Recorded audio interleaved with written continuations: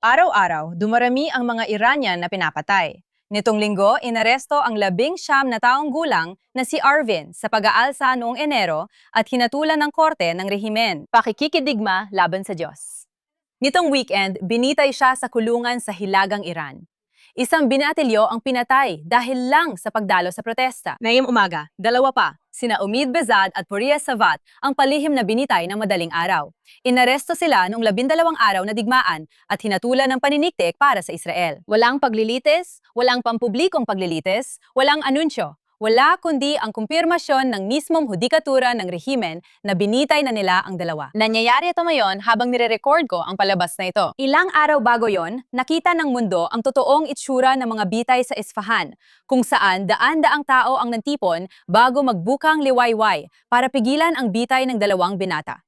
Mahirap panoorin ang mga video mula sa plaza. Maraming nakatayo sa dilim, sumisigaw ng walang dangal sa IRGC at nagmamakaawang huwag mangyari ito. Sa halip, marahas na binuwag ng mga puwersang panseguridad ang mga protesta at binitay pa rin ang dalawang lalaki sa harap ng publiko sa plaza. Iyan ang layunin ng mga pampublikong bitay, isang palabas. At ang mga manonood ay bawat Iranian na nanonood. Ngayon, dapat mong maintindihan na hindi ito minsan lang nangyari. Nitong Hulyo, hindi bababa sa 67 bilanggo ang pinatay na rehimen.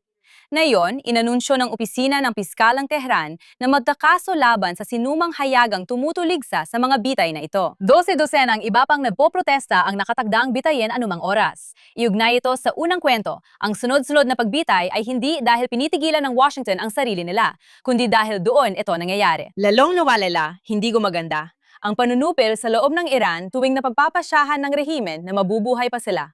Kapag kinansela ni Trump ang isang pag-atake para sa isang kasunduan na hindi naman talaga mangyayari, syempre, kapag laging inurong sa huli ang totoong parusa, hindi ito tinuturing ng mga mula na paanyayang maghinay-hinay, kundi pahintulot para linisin ang kanilang hanay.